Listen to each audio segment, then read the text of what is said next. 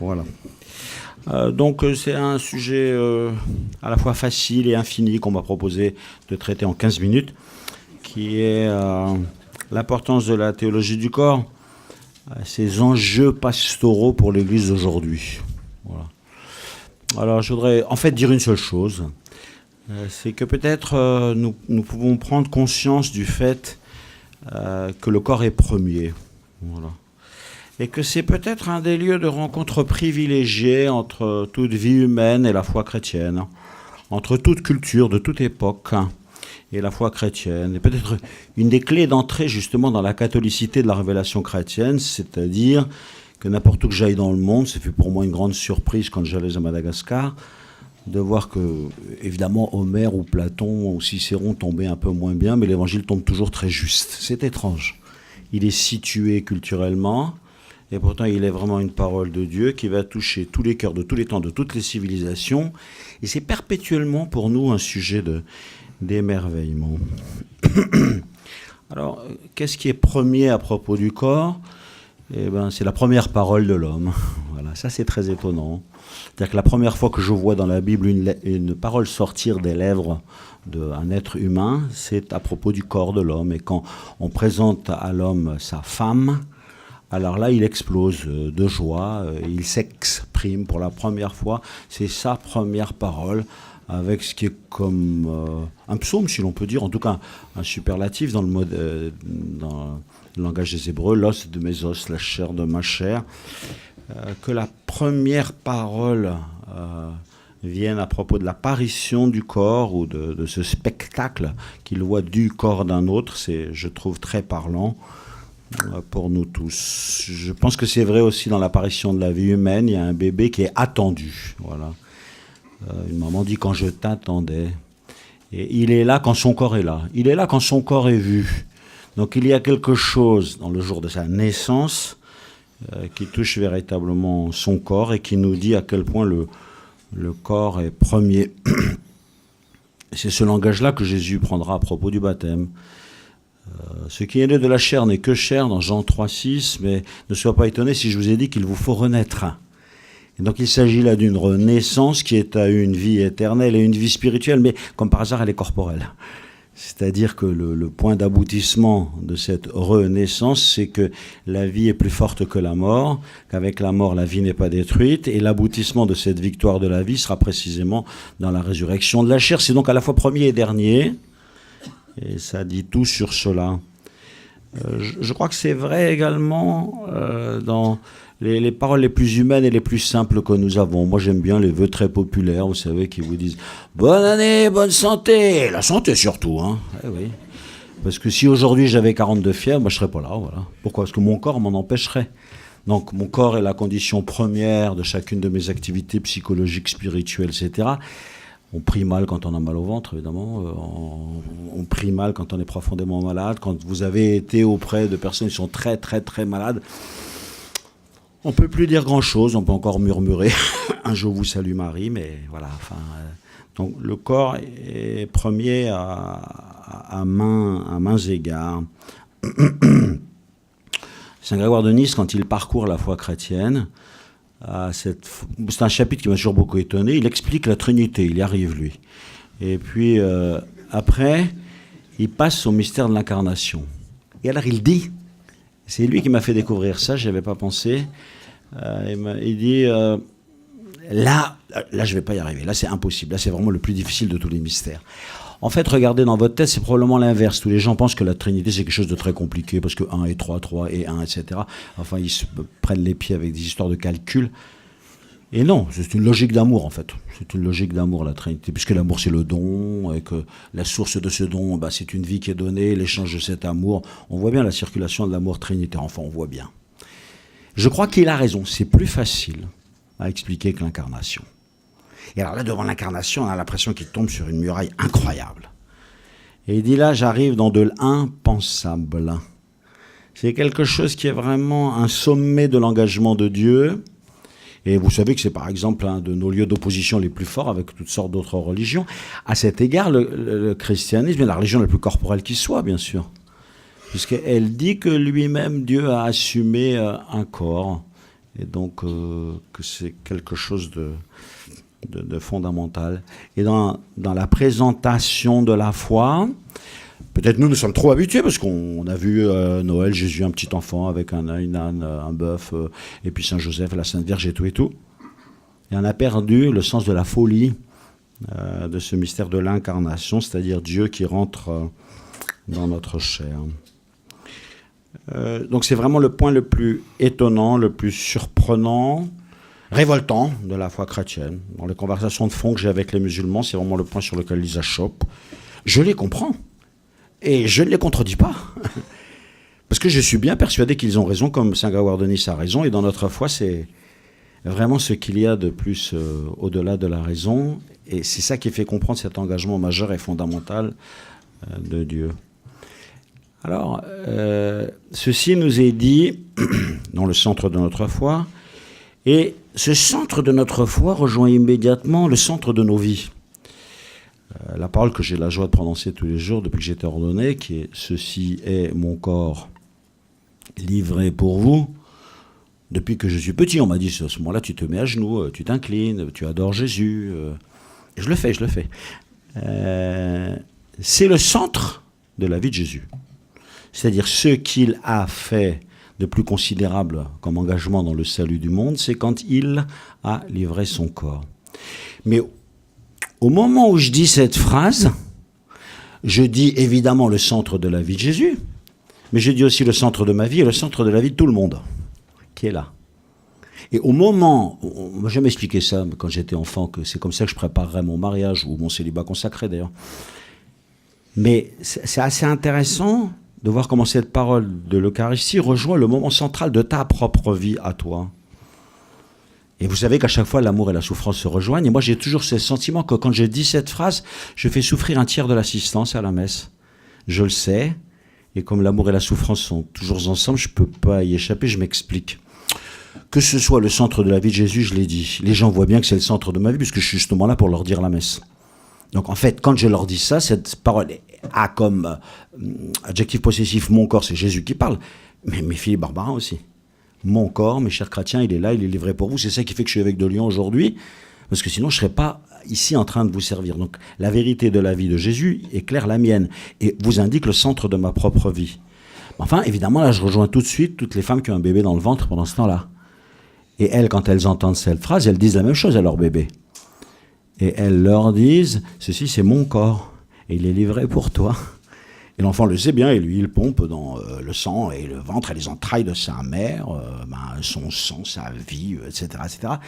La maman sait qu'elle est en train de faire quelque chose de central, que c'est le cœur même de son existence et de sa vocation, et elle entend ça comme sortant de la bouche du prêtre, c'est-à-dire surtout de la bouche de Jésus, elle est heureuse, parce que ça la rejoint dans ce que précisément elle est en train de faire. Comme j'aime donner la communion aux femmes enceintes, voilà. Donc elles font ce que je fais ce qu'elles font, c'est très joyeux. C'est vrai, vous voyez, mais c'est vrai. Évidemment, je rejoins tous les gens qui sont mariés.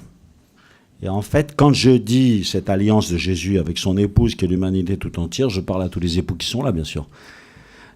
Et ils savent, eux, que tel est vraiment le pivot de leur existence. Le don de leur corps, c'est le don de ton amour, c'est le don de ta vie. Vous êtes des compagnons d'éternité, donc cette dimension qui est corporelle et temporelle a aussi sa dimension d'éternité. C'est vraiment le centre de toute leur vie, il n'y a aucun doute là-dessus. Je parle aux jeunes, mais alors là c'est plus difficile pour eux. Parce qu'eux, ils voient bien que c'est et ce sera le centre de leur vie et qu'il y a donc un combat à mener pour que le corps soit livré dans ce qui est l'offrande complète et totale de leur vie. Ils le savent, ils le veulent, ils le vivent, plus ou moins bien, c'est leur combat, c'est leur difficulté. Nous devons prier pour eux, au moment même où nous participons à la messe, pour qu'ils entendent cela. Jamais, quand j'étais enfant, on m'a expliqué le lien qu'il y avait entre ma sexualité et la messe, dans le corps livré pour nous.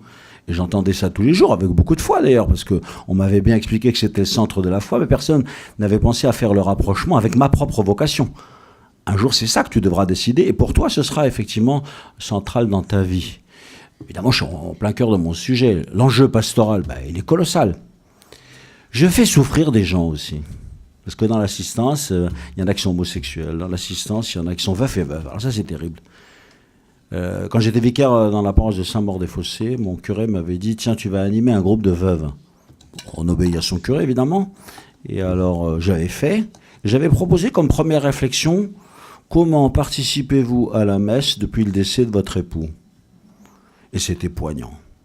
Ah, mais j'avais jamais imaginé à quel point cette question pouvait ouvrir des quantités de choses qui ont été dites et qui, à la fois, m'éblouissaient, me faisaient souffrir et me faisaient entrer en communion avec elle. Et c'est depuis ce moment-là que je me suis dit, mais en fait, quand je dis cette phrase, je fais souffrir du monde.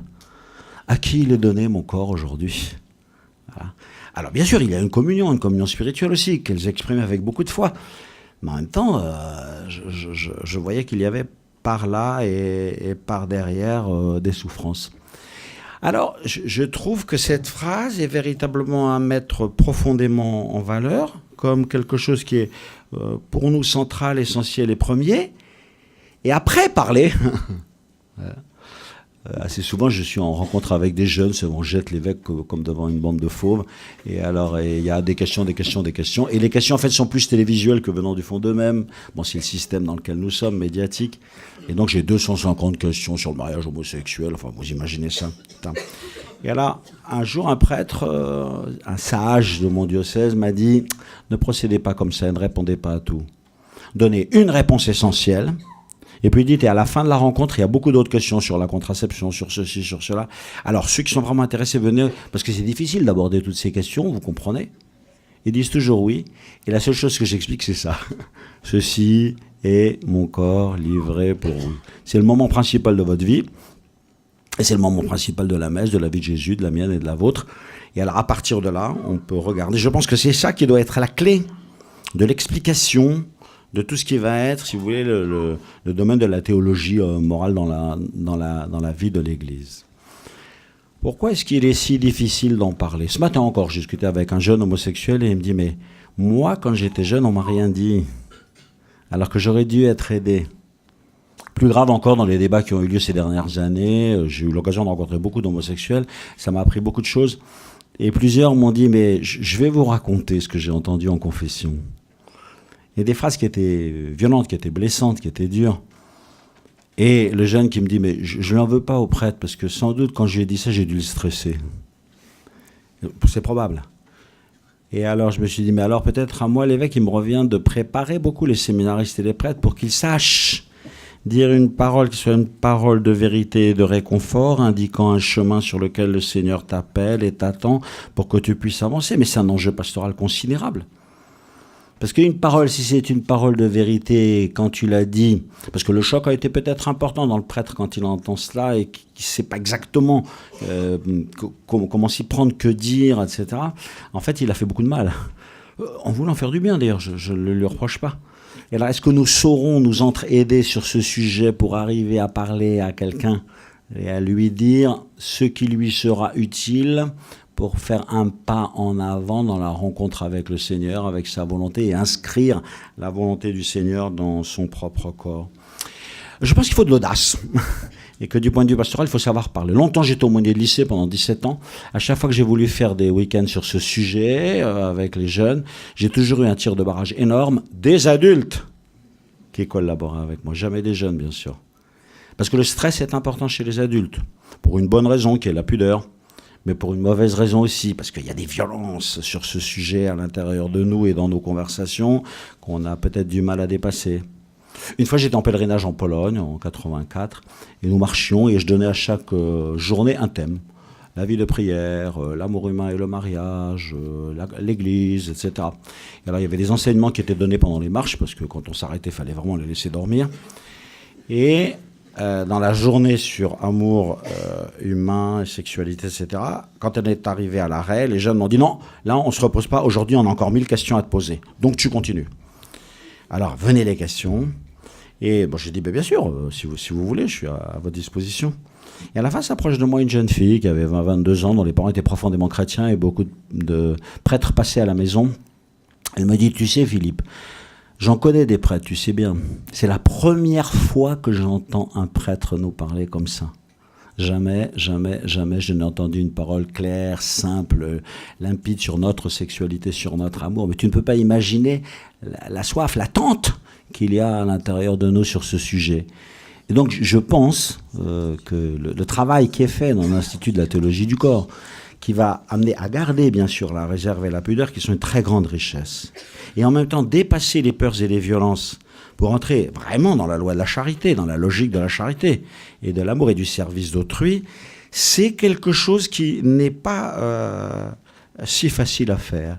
Il faut de l'audace, il faut de l'inventivité. Non pas pour l'imiter, mais je raconte ça parce que vous le savez mieux que moi d'ailleurs, mais c'est un bonhomme très audacieux qui est Saint François de Sales. Dans l'introduction à la vie dévote, il voit qu'il faut qu'il parle à sa chère Philotée de la sexualité. Il se dit, oh là là, bon, comment je vais faire? Parce qu'elle, c'est une madame, mais moi, je suis un évêque, donc il faut quand même du tact. Alors il dit, ma chère Philotée, maintenant, il faut aussi que je vous parle de l'amour humain, etc. Alors, pour qu'on se comprenne bien, eh bien, je vais vous parler à travers la gourmandise. Et alors, il parle du rapport à la nourriture, etc. Et il dit, et tout ce que je dis, vous allez le transposer à la sexualité. Très astucieux. Je ne dis pas qu'il faut faire pareil. Bon, à mon avis, maintenant, on peut parler beaucoup plus clairement. Mais ce que j'admire chez lui, c'est qu'il savait que c'était un rendez-vous pastoral, et théologique, et spirituel, dans notre propre corps, et qu'il devait y aller. Il cherchait le moyen, et il a trouvé le moyen de dire des choses qui sont très précises, très concrètes et très utiles. Et c'est cela que je vous souhaite de faire, mais je suis déjà à 16 minutes 30, donc je vous remercie de votre écoute.